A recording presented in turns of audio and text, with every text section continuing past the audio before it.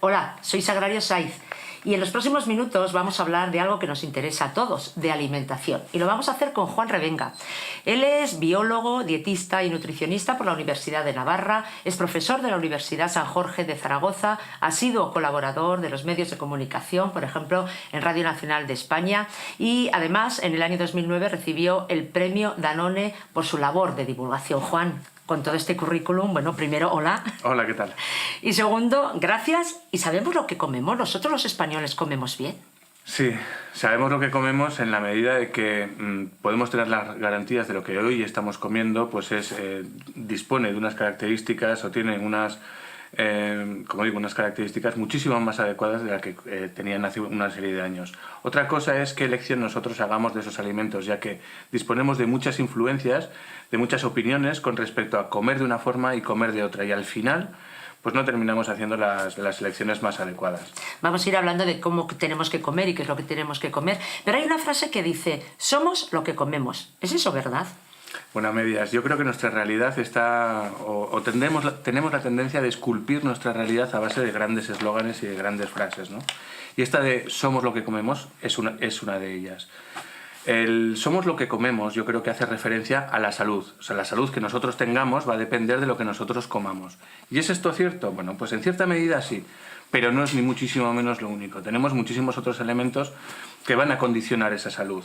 En un estudio que se hizo en los años 70 por un canadiense que se llama Mark Lalonde, ponía de manifiesto cuáles eran los 4 grandes grupos que definían nuestra salud en el futuro.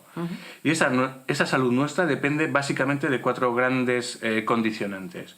Por un lado, los estilos de vida, es decir, qué como y qué no como, y aquí entrarían precisamente el que comemos, si fumo o no fumo, si tomo drogas de abuso, si bebo o no bebo, etc. Y eso condiciona nuestra salud en cerca de un 42-43%, que es el condicionante más importante. Pero además de todo ello tenemos la carga genética, que condiciona nuestra salud en un 27% aproximadamente. Y hablo de memoria también, otro de los condicionantes es el medio en el que nos hallamos, es decir, la contaminación, los riesgos que podamos tener alrededor. Y por último, el sistema sanitario en el que estamos inmersos, porque mi apendicitis, suponiendo que un día la tenga, va a evolucionar de distinta forma aquí en España que en un país pues, con menos recursos o quién sabe si con más recursos. Es decir, al final lo que comemos evidentemente es una parte muy importante de nuestros estilos de vida y los estilos de vida una parte muy importante de lo que va a condicionar nuestra salud, pero no es lo único. En algunos pilares de esos no podemos intervenir, como en la genética, por ejemplo, pero en la alimentación sí. ¿Cuáles son los...? Decías que al final tenemos mucha información, pero no acabamos de comer bien. ¿Cuáles son los principales defectos que tenemos o fallos que cometemos en la alimentación? Principalmente yo creo que el haber cambiado nuestro estilo de vida, o por lo menos las presiones a las que vivíamos antes o la sociedad vivía antes con respecto al reparto de horarios, las jornadas laborales, los puestos de trabajo, cuáles son sus circunstancias, el que los niños, por ejemplo, nuestros hijos terminen comiendo más veces en el colegio que en nuestras propias casas, y en definitivas cuentas generar un entorno que se ha occidentalizado con respecto a la perspectiva que teníamos hace unos años y haber puesto a nuestra disposición una serie de herramientas o de soluciones que para facilitarnos esa vida pues no nos hacen llegar precisamente las mejores soluciones. La solución de alguna forma sería desde luego implicarse un poquito más en nuestro acto alimentario a la hora de comprar, de preparar, de cocinar, de distribuir y de educar también a nuestros hijos. Es decir, ¿sería mejor que los niños comieran en casa que no en el colegio? Es controvertida la pregunta porque no es el único elemento que va a condicionar que un niño coma bien o coma mejor o coma peor. Pero qué duda cabe que aquellas familias en las que la familia se reúne y hace un uso de la cocina como se hacía antaño o hace una serie de años, pues dispone de una serie de herramientas más válidas para transmitir esa correcta cultura alimentaria que teníamos hace años, que estamos perdiendo y además estamos perdiendo diciendo que no queremos perderla. Me explico. Hace 30 o 40 años a nadie nos preocupaba tanto la alimentación como nos preocupa ahora. Hoy sabemos mucho más. Y sin embargo, nos estamos alejando más de lo que debemos hacer de lo que se hacía ya hace 30, 40 años. El problema es que cuando uno piensa en una alimentación sana, bueno, piensa verduras, fruta, y da la sensación de que es algo aburrido. ¿Podemos compaginar el hacer una alimentación sana, rica, pero además que sea divertida, o sea, que sea disfrute, que tengas disfrute a la hora de comer? Sí, más que divertida, yo lo haría descansar en que sea agradable, que sea placentera, que sea palatable y que se disfrute comiendo. Yo creo que esa pregunta se la podríamos hacer tranquilamente, pues, no sé, a nuestros antepasados y saber si en los años 60 o en los años 70 se comía con mayor disfrute que el que se pueda comer ahora. La respuesta es que sí, que no es que si se puede llegar a compaginar estos dos elementos, sino yo creo que es necesario y obligado el hacerlo. Y que es precisamente el momento en el que se desliga, en el que si como sano no puedo disfrutar y si disfruto tiene que ser pecado y me va a sentar mal, es el momento en el que lo estamos haciendo fatal. Ahora bien, para todo esto tenemos que tener una serie de recursos alimentarios. No vale que no es lo mismo abrir una lata de cocido madrileño que tú te hagas un cocido madrileño. Evidentemente, el disfrute en la mesa va a ser completamente diferente. Ajá. Decías que tenemos mucha información, y es verdad. Pero claro, también tenemos mucha publicidad alrededor. Publicidad que nos está diciendo, come esto, no comas esto es rico, esto no sé qué. ¿Nos dejamos influir demasiado por esa publicidad? Está hecho para eso. La publicidad es lo que tiene, que intenta cambiar tendencias de compra o generar precisamente compras que a lo mejor tú no te habías planteado hacer. Precisamente está propiciada para todo esto. ¿Qué quiere decir? Que básicamente hay muchísimos intereses en torno a la alimentación. Puede haber muchísimos intereses también, por ejemplo, en la telefonía móvil. Pero sin el teléfono móvil creo que me han dicho que se puede vivir. Pero sin comer, no se puede vivir. Entonces, la industria alimentaria, los centros de distribución, la hostelería, sabe que nosotros, bueno, saben y sabemos nosotros también, que vamos a comer o vamos a tener que comer 2, 3, 4, 5 veces al día. Que además el comer nos importa muchísimo. Si tú quieres que un evento tenga un cierto éxito, pues pon un picoteo o un aperitivo al principio o al final o en medio, que sabes va a tener más éxito, ¿no? Es decir, nos movemos mucho por la pulsión del comer, pues tiene un peso importante en nuestra voluntad. Y claro, habiendo tantos intereses y estando la publicidad precisamente enfocada a vencer precisamente esas, o a cambiar nuestras decisiones de compra, está claro que sí, nos dejamos influenciar. Pero nos podemos creer lo que nos cuentan. Quiero decir, todos esos productos de rico en calcio, esto le bajará el colesterol, esto le ayudará a bajar la tensión. ¿Es verdad todo eso o es simplemente un atractivo para que lo compremos? Pues mitad y mitad. Yo sí también quería de alguna forma tener unas palabras de descargo para la industria alimentaria. La industria alimentaria, yo no sé por qué muchas veces se la observa de forma tan negativa como actualmente se le hace. La industria del automovilismo no tiene la automoción, mejor dicho, no tiene esta perspectiva negativa.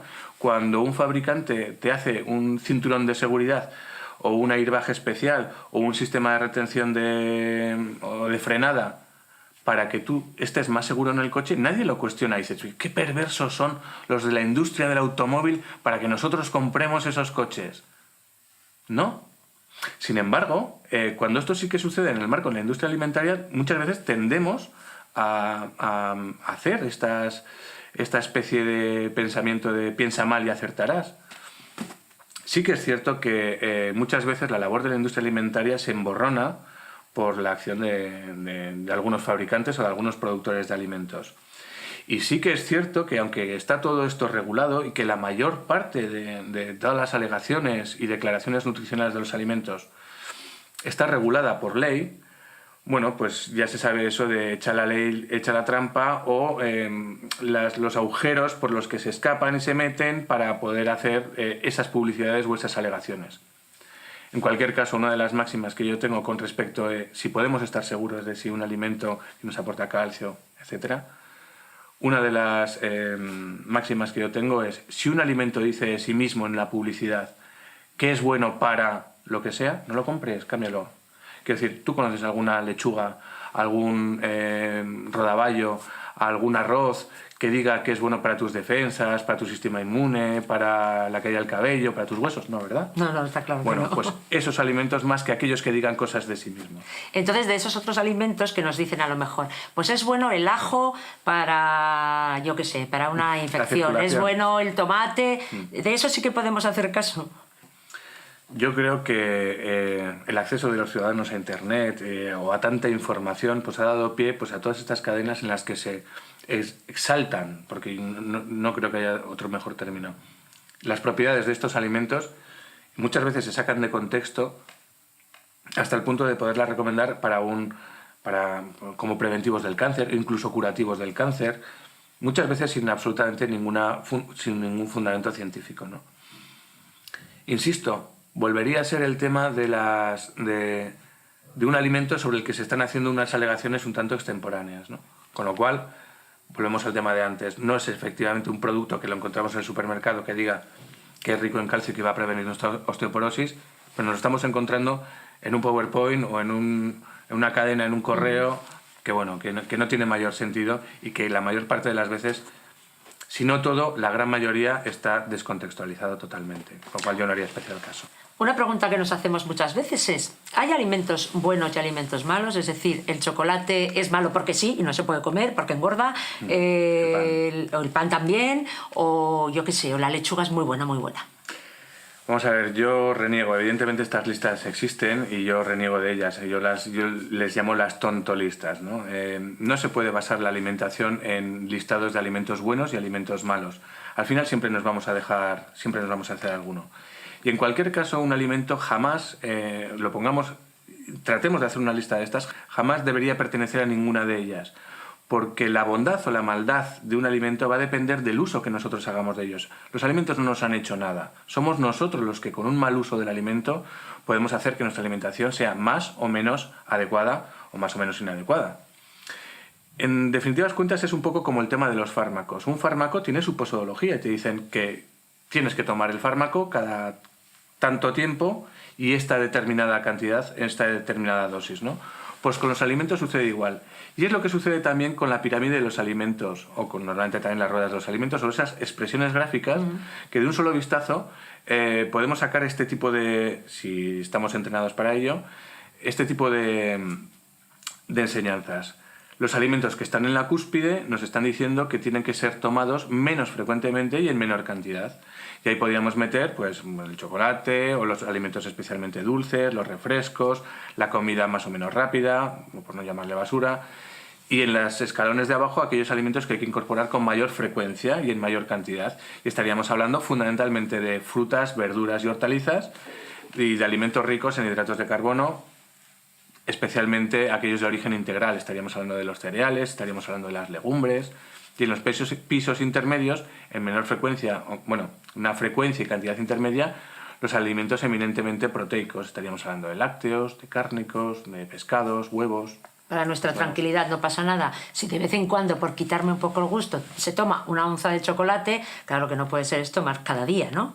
Efectivamente. Lo que no se puede es vivir mártir o con una especie de espada de Damocles pendente de la cabeza, pensando que por comer una onza de chocolate, una porción de chocolate, vamos a echar al traste un régimen que yo recomiendo no seguir, o cualquier tipo de estas cosas, ¿no? O sea, vamos a contextualizar y vamos a disfrutar de la alimentación. Es que si no disfrutamos, vamos a cambiar rápidamente la alimentación. Decía Grande Cobian que es más fácil que una persona cambie de religión que cambie de estilo alimentario, ¿no? Y viene a representar que si nosotros no estamos disfrutando de la alimentación, habiendo tantos recursos como actualmente tenemos para comer o disfrutar comiendo, y tantas ocasiones a lo largo del día, y tantas ocasiones a lo largo de nuestra vida para hacerlo, que como no disfrutemos comiendo, lo vamos a terminar cambiando hacia aquellas cosas que más nos satisfagan.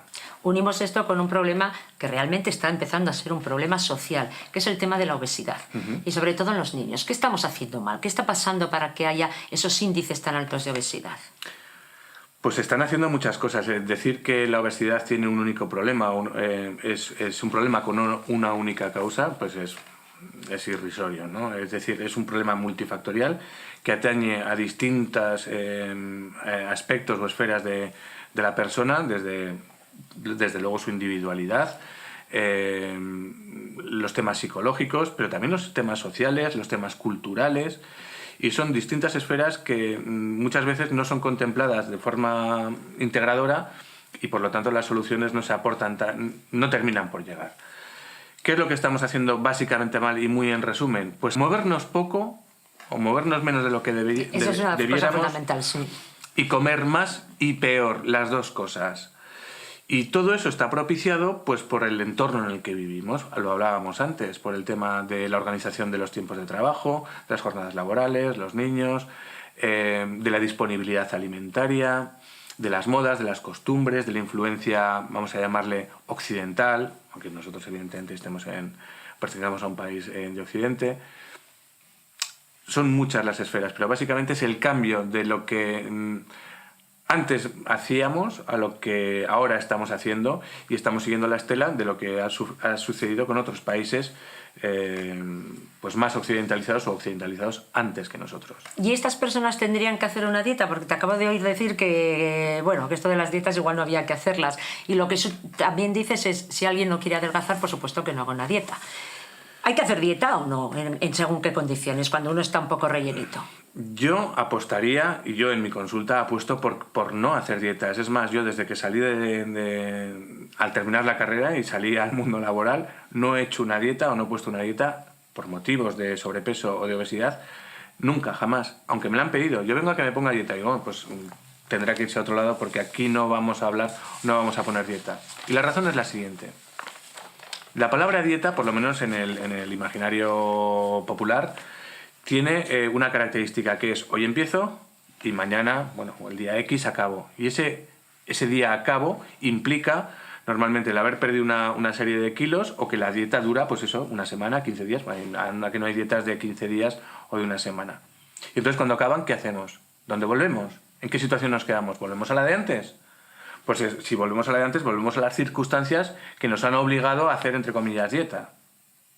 Con lo cual, lo que hay que hacer es revisar qué es lo que estamos haciendo mal, cuáles las circunstancias que han terminado por hacer que nosotros tengamos sobrepeso u obesidad y tratar de cambiarlas. Si no tenemos herramientas, pues ponernos en manos de un profesional que de forma integradora, conociendo todas nuestras circunstancias concretas y normalmente las más habituales en nuestro entorno, pues nos proporcionen las herramientas para cambiar malos hábitos por buenos hábitos. Y que además disfrutemos, perdona. Y entonces la clave puede estar en esa dieta mediterránea de la que tanto hablamos y que en teoría además se llevaba antes en este país y que parece que a lo mejor la estamos abandonando.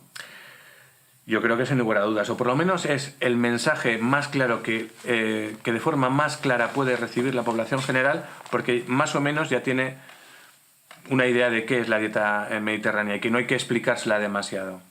Aunque sí que sería bueno hacer hincapié en uno de los elementos más olvidados de la dieta mediterránea. Cuando se postuló este término, dieta mediterránea, que es de este siglo, que es decir, la dieta mediterránea como constructo científico, se postuló en los años 60-70 del siglo XX. Y la primera característica que definía la dieta mediterránea por parte de Ansel Keys, que fue el autor, es la frugalidad. Es decir, las personas que siguen la dieta mediterránea y que tienen, por lo tanto, en ese estudio, mejor salud que quienes no la siguen, comen poco para lo relativamente mucho que se mueven. Es decir, el elemento de la actividad física estaba tan presente como para ponerla como la primera característica de este constructo mediterráneo. Es decir, un poco lo que decía el profesor Grandecovian, comer de todo pero en plato de postre. Sí, bueno, lo de todo tiene sus riesgos, ¿no? Esa es una frase muy conocida. Yo más que comer de todo hablaría comer mejor en plato de postre. Porque lo de todo, bueno, pues también incluye, vamos a hablar de la bollería, de la comida rápida, de los refrescos, de las chucherías. Y dices, bueno, ¿y esto en plato de postre todo en la misma proporción? No, en la misma proporción no puede estar. Es decir, comer más de aquello que sabemos a día de hoy, las cosas aunque parezca mentira, avanzan y los profesionales tenemos un mensaje claro de cuál es la línea a seguir, y pasa por comer más alimentos vegetales, ¿no? O por incluirlos más en la dieta. Entonces, comer más de ese tipo de alimentos y comer menos de lo que actualmente hacemos de otros alimentos que no sean vegetales o que estén procesados, preparados, etc. Tú que eres dietista nutricionista, has dicho en algunas ocasiones que el nutricionismo tiene unos riesgos y que no se deberían seguir. ¿A qué te refieres con eso?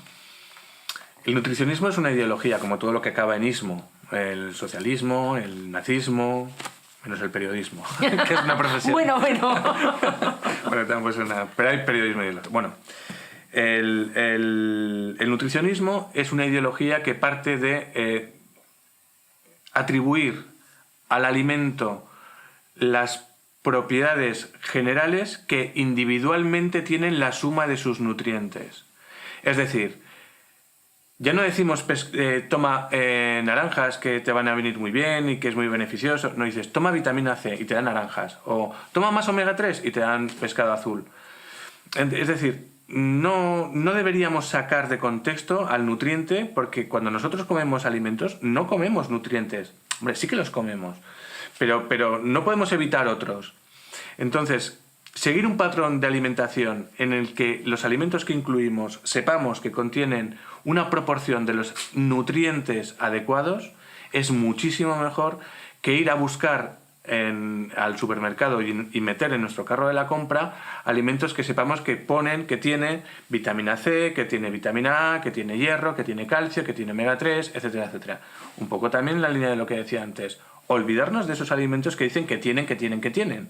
Porque, por ejemplo, un plátano tiene 6 veces más vitamina B6 que el supuesto elemento que en estos botecitos de leches fermentadas que vende una conocida marca de productos lácteos en cada botellita, que es más efectivo para tus defensas, porque la vitamina B6 está relacionada con el normal funcionamiento del sistema inmune. ¿Qué es más beneficioso? ¿Tomarte un plátano, que no dice nada, o tomarte estas botellitas? Y además es más barato el plátano. Más barato, sí, efectivamente. Bueno, se pueden tomar las dos cosas, ojo. Ya, bueno. ¿Qué te parecen?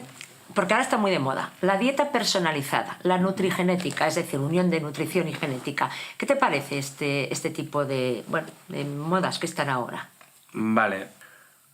Con el descubrimiento, con la lectura del genoma humano, cuando se consiguió procesar y todo el genoma, parecía que se abría una puerta especialmente reveladora para futuras intervenciones, y una de ellas, sin lugar a dudas, era la dietética, ¿no? Y yo creo que se lanzaron las campanas al vuelo demasiado pronto. Incluso algunas de las personas que actualmente son hoy punta de lanza en la investigación de estas cuestiones, como el doctor José María Ordovás, apuntan que este tipo de intervenciones no son válidas. Es decir, es cierto que existen los test ya en el mercado, que a través de distintos laboratorios o distintas clínicas ponen a tu alcance test genéticos que te van a decir, teóricamente, qué te sienta bien a ti y qué no te sienta bien en virtud de tu genoma. ¿Esto va a tener un efecto palpable sobre la salud individual de cada una de esas personas que se hagan el test? Pues el doctor José María Ordovás lo duda, en virtud de lo que él manifiesta, y yo también lo dudo. Máxime cuando sabemos que el mensaje general de seguir una adecuada dieta mediterránea, que también daría para otra entrevista, que es la dieta mediterránea, sirve para todo el mundo. Es la mejor gasolina que conocemos, que podemos recomendar a todo el mundo y que va bien para todos los motores, para todas las personas. Entonces, decir que vamos a dar una gasolina especial para ti que tienes este motor, de momento es un poco precipitado.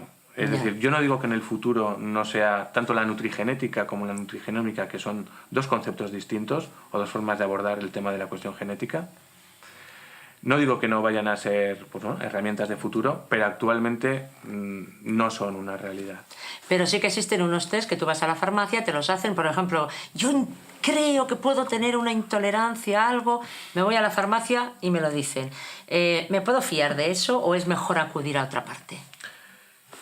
Si en el caso de los test genéticos yo ponía mis reparos, en este tengo que ser absolutamente contundente. No, eso es un fraude y además, o a día de hoy, no está demostrado por la ciencia o carecen de la evidencia científica para decir lo que dicen en la publicidad de estos test. De hecho, cuando estás hablando de intolerancias o cuando estamos hablando de intolerancias, el diagnóstico de estas situaciones se realiza puntualmente. Nadie es intolerante a todo, es intolerante pues, a determinados elementos de la alimentación en virtud de nuestro metabolismo, en virtud de nuestras condiciones fisiológicas. Bueno, el caso es que la ciencia médica a día de hoy dice que para el diagnóstico de las intolerancias se ha de hacer una prueba concreta conociendo o sospechando de esa intolerancia, y entonces una prueba concreta te va a sacar de dudas y va a tener el suficiente aval diagnóstico. Las pruebas masivas, en las que bien a través de bioresonancia, que es un concepto un tanto esotérico, bien a través de la supuesta citotoxicidad, que hay test muy conocidos como el ALCAT, o bien a través de pruebas inmunológicas como son el ELISA, que todas ellas nos dicen si somos más o menos tolerantes a distintos alimentos, tantos como 190, incluso 200 alimentos o más, son un fraude. No sirven para nada. Bueno, sí, sirven para que una serie de señores hagan negocio, pero no sirven de nada útil para ti.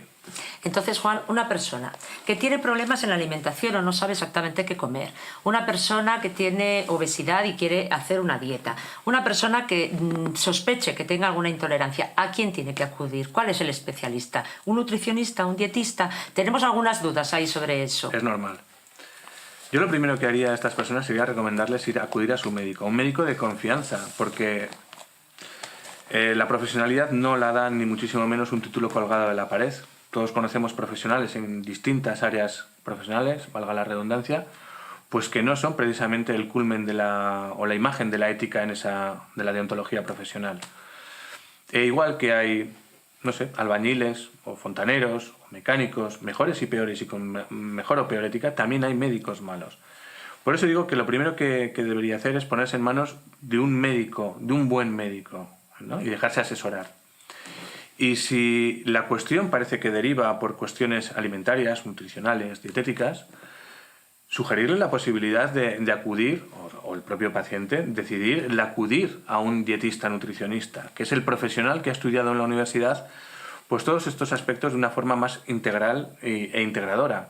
Es decir, no es un farmacéutico, pero ha estudiado farmacología, no es un médico, pero ha estudiado fisiología y fisiopatología, y por lo tanto ha estudiado dietoterapia, es decir, en la dietética aplicada a la terapéutica de las distintas enfermedades. Y al mismo tiempo también tiene una cierta idea de cuáles son los hábitos alimentarios, los condicionantes que al final nos terminan haciendo decidir por comer una cosa u otra, sabe de cocina, da recomendaciones en este sentido. Es una de las personas, el dietista nutricionista, que profesionalmente pues pasa por término medio más horas que el resto de la población general en el supermercado, mirando etiquetas, conociendo alimentos y todas estas cuestiones, y por lo tanto es un profesional que conoce estas cuestiones, vamos a llamarle genéricamente alimentarias. Y por lo tanto sería deseable también un buen dietista nutricionista, porque si he dicho lo de antes, no puedo hacer la excepción y no la voy a hacer. También habrá buenos y malos dietistas nutricionistas desde mi punto de vista. ¿Y dónde os encontramos? ¿Estáis en la Seguridad Social? ¿Hay que ir a la medicina privada? ¿O dónde os encontramos? Pues tristemente hay que ir a la medicina privada. Un dietista nutricionista está o figura dentro de la Ley de Ordenación de Profesiones Sanitarias, es decir, formamos parte de esas profesiones sanitarias reguladas por la ley. Tenemos un título universitario con la firma del rey debajo en nuestro título universitario, pero sin embargo no es un profesional sanitario que esté integrado dentro del Sistema Nacional de Salud. Y no los vamos a encontrar ni en atención primaria, ni en atención hospitalaria, ni especializada. Tristemente, y es una de las grandes demandas nuestras como colectivo, el paciente tendrá que dirigirse a la medicina privada, bueno, al ámbito privado para recurrir a un dietista nutricionista. Decíais que pasabais mucho tiempo en los supermercados mirando los alimentos. Quizás pecamos de que no miramos demasiado lo que compramos, que no leemos las etiquetas, o no nos tenemos tampoco que obsesionar con eso. No nos tenemos que obsesionar. Yo la mayor parte de las preguntas una buena parte de las preguntas que me hacen están relacionadas con cómo se interpreta el etiquetado nutricional. Para mí, o para un dietista nutricionista, es una de las informaciones más básicas que hay. hay algunos médicos que me han preguntado sobre cuestiones de etiquetado nutricional que no saben a qué hace referencia o cómo interpretarla. Es decir, que no todos los profesionales sanitarios entienden el etiquetado nutricional o no todas las personas con una especial formación superior las van a entender. Sí, es complicado, sí. Es que no es especialmente sencillo. No sé, además, si no tiene ninguna alegación, no tienen la obligación de ponerle etiquetado nutricional. Un paquete de arroz que no diga nada de sí mismo en el exterior, aunque ponga el etiquetado nutricional, no está obligado a hacerlo. Con lo cual, no sé, yo no sé hasta cierto punto si convendría el quitarlo. Y que aquel que no lo tenga que poner por ley, pues que prescinda de él. Bueno, entonces estás recomendando todo lo contrario de lo que se dice, más información, etcétera. Es una sugerencia, no lo sé, porque ¿para qué nos sirve la información si no sabemos interpretarla? Ya. Para confundirnos más, para sacar a lo mejor lecturas descontextualizadas. Hoy leo en el periódico, el azúcar mata, o los 5 venenos blancos para la salud en la alimentación, y te hablan de la leche, el azúcar, la harina, y bueno, ya no recuerdo qué más cosas, ¿no? Entonces, vas al etiquetado nutricional y bien en la lista de ingredientes o bien en esa información nutricional ves que tiene azúcar y dices, pues ya está, esto mal, esto hay que tirar, esto hay que... Y si bien es cierto que no conviene hacer un abuso de alimentos especialmente ricos en azúcares o que nuestra alimentación sea especialmente rica en azúcares o en hidratos de carbono simples, pues no, insisto, no vamos a hacer alimentos buenos y alimentos malos. Y ya para terminar, Juan, danos unas claves para una alimentación buena. ¿Qué es lo que tenemos que comer o cómo debemos comer? Voy a intentar dar una serie de consejos los menos posibles y lo más difícilmente malinterpretables. El primero de ellos sería que comiéramos más vegetales de lo que actualmente lo hacemos. Que tomáramos postre, fruta, que en todas las comidas principales incluyéramos siempre, las comidas principales son la comida y la cena, incluyéramos siempre una ración de alimentos vegetales, bien como primer plato, en forma de sopa, gazpacho, de ensalada, de verdura, bien como guarnición del segundo plato, que puede acompañar la carne, el pescado. No tiene por qué haber siempre carne o pescado. Ese sería el primer consejo, que incluyéramos más alimentos vegetales que los que actualmente comemos. En segundo lugar, que nos preocupáramos más de las cuestiones de la alimentación, intentando ser nosotros los actores principales. Quienes compramos, quienes preparamos, quienes cocinamos y al mismo tiempo quienes implicamos al resto de nuestro entorno para seguir haciéndolo así y transmitamos la cultura que tenían y que nos transmitían nuestras antes más abuelas y madres y que nosotros, ahora padres y madres, seamos capaces de transmitírsela a nuestros hijos y que ellos a su vez en su día puedan hacer lo mismo. Es que si no se va a perder, va a desaparecer. Y por último, tratar de huir de aquellos alimentos que dicen de sí mismos que tienen algo o que son buenos para comprar alimentos mudos. Dicho de otra forma, comprar judías, comprar legumbres, lentejas, garbanzos, comprar verduras, comprar pescado, comprar yogures, pero que no digan nada de sí mismos, no hace falta, y movernos más. Bueno, pues Juan, muchísimas gracias por todo y a todos ustedes esperamos que les hayamos resuelto algunas de sus dudas. Muchas gracias.